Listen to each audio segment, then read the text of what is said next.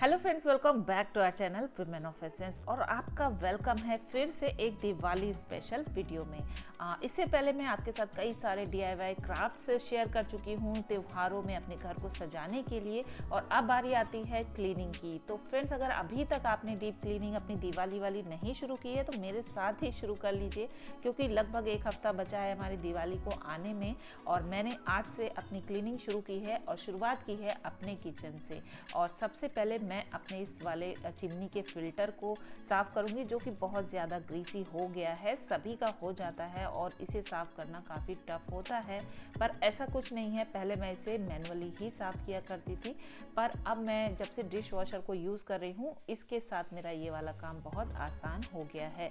और इसके साथ ही मैं डिश वॉशर में लोड करूँगी अपने जो माइक्रोवेव है उसके प्लेट को भी, वो भी काफ़ी टफ स्टेन्स उसमें हैं। अब देखिए फ्रेंड्स, कई सारे नए तरह के अप्लायंसेस हमारी लाइफ में ऐड होते चले जा रहे हैं। अब अगर उनसे हमारी लाइफ थोड़ी बहुत इजी बन जाती है तो क्या ही हर्ज है उन्हें यूज़ करने में, पर ऐसा कुछ नहीं है। डिश वॉशर नहीं है तो चिमनी फिल्टर साफ नहीं होंगे।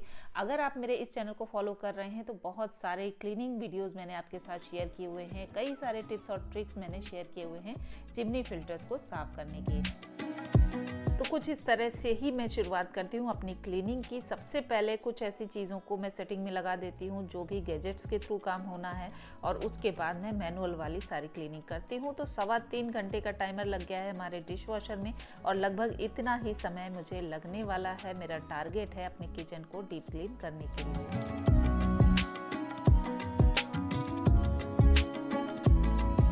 तो आप देख पा रहे हैं कुछ इस तरह का लुक है मेरे किचन का। तो सफाई करने के लिए शुरुआत करनी पड़ती है हमें ऊपर की तरफ से। तो सबसे पहले मैं फ़ैन को क्लीन कर लूँगी, और उसके बाद इस पूरे किचन के सारे सामान को मुझे बाहर करना है। अब देखिए, होता क्या है कि किचन का बहुत सारा सामान हमारा कैबिनेट्स के अंदर भी होता है और कुछ सामान ऊपर भी है। तो आप ऊपर देख रहे हैं मेरे किचन में जो विजिबल सामान है उतना ज़्यादा नहीं है। तो फिलहाल इस सारे सामान को मैंने अपने इस डाइनिंग टेबल के ऊपर रखना शुरू कर दिया है। और फ्रेंड्स, डाइनिंग टेबल को मैं थोड़ा सा मूव करके किचन के पास लेकर आ गई हूँ। कारण ये है ताकि हमें इस सामान को रखने के लिए बार बार मूवमेंट करना पड़ेगा, तो अपनी एनर्जी को हम सेव कर सकें। थोड़ा सा हमें सामान को निकालने और वापस लगाने में डिस्टेंस को कम किया जा सके, इसलिए ऐसा कुछ मैंने किया है।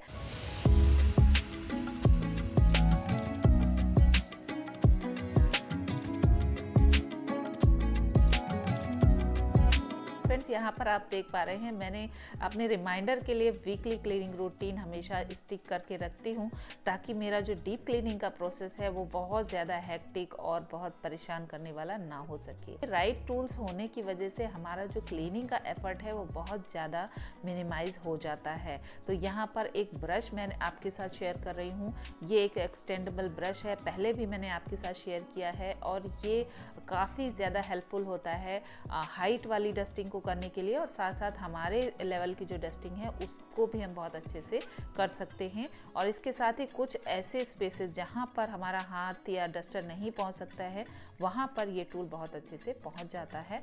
तो सफाई के लिए मैं इस टूल को ज़रूर रिकमेंड करूँगी। काफ़ी समय से यूज़ कर रही हूँ, एक्सपीरियंस मेरा बहुत अच्छा है।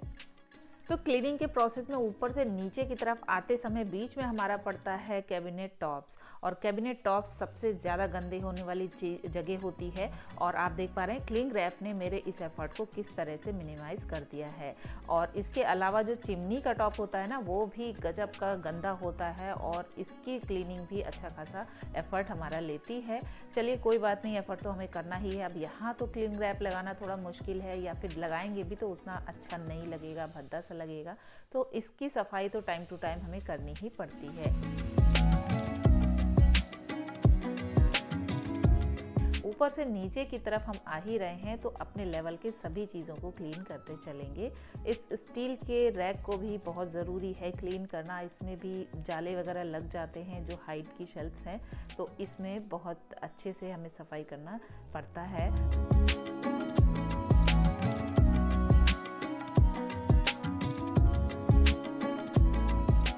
और यहाँ पर आप देख पा रहे हैं कि ये जो मेरा ब्लाइंड लगा हुआ है इस खिड़की में या इस विंडो में, इसकी भी बहुत काफ़ी समय से मैंने डस्टिंग नहीं की थी, तो इसके ऊपर का हिस्सा काफ़ी चिपचिपा सा ग्रीसी हो गया था, उसको भी मैं साफ़ कर लूँगी।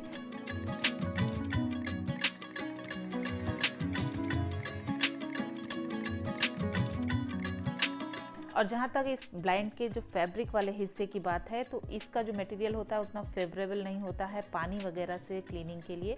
तो मैं यहाँ पर रबिंग अल्कोहल का यूज़ कर रही हूँ इसको क्लीन करने के लिए।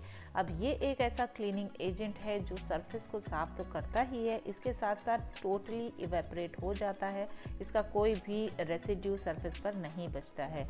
तो इस ब्लाइंड को क्लीन करने के लिए एक बेस्ट प्रोडक्ट है ये। और इसके अलावा जो हमारे स्विचेस वगैरह होते हैं ना, उसके लिए भी हमारा ये रबिंग अल्कोहल बहुत अच्छे से वर्क कर लेता है। और ऊपर से सफाई करते करते मैं आ गई हूँ अब धरातल पर, और अब हम अपने सरफेस वाली अपने लेवल की चीज़ों को साफ़ करेंगे, कैबिनेट डोर्स को, स्लैब को, और जो भी चीज़ें मेरे हाथ में पहुँच में हैं। और अपनी इस जो लेवल वाली क्लीनिंग होती है ना, इसके लिए बहुत ज़्यादा हेल्पफुल होते हैं हमारे वीकली और मंथली क्लीनिंग के जो रूटीन होते हैं। अगर उसे हम रिचुअली फॉलो करते हैं ना, तो इस लेवल वाली जो क्लीनिंग होती है ना, वो हमारी बहुत आसानी से हो जाती है, बहुत कम एफर्ट में हो जाती है, और बहुत ज़्यादा मेहनत और समय नहीं देना पड़ता। अब दिवाली की सफाई के बारे में एक चीज़ ज़रूर मेंशन करना चाहूँगी। काफ़ी टाइम हम लोग इतना ज़्यादा अपनी सफाई वगैरह के चक्कर में पड़ जाते हैं कि अपनी तबीयत का, अपनी एनर्जी का, अपनी कैपेसिटी का भी ध्यान नहीं रखते हैं।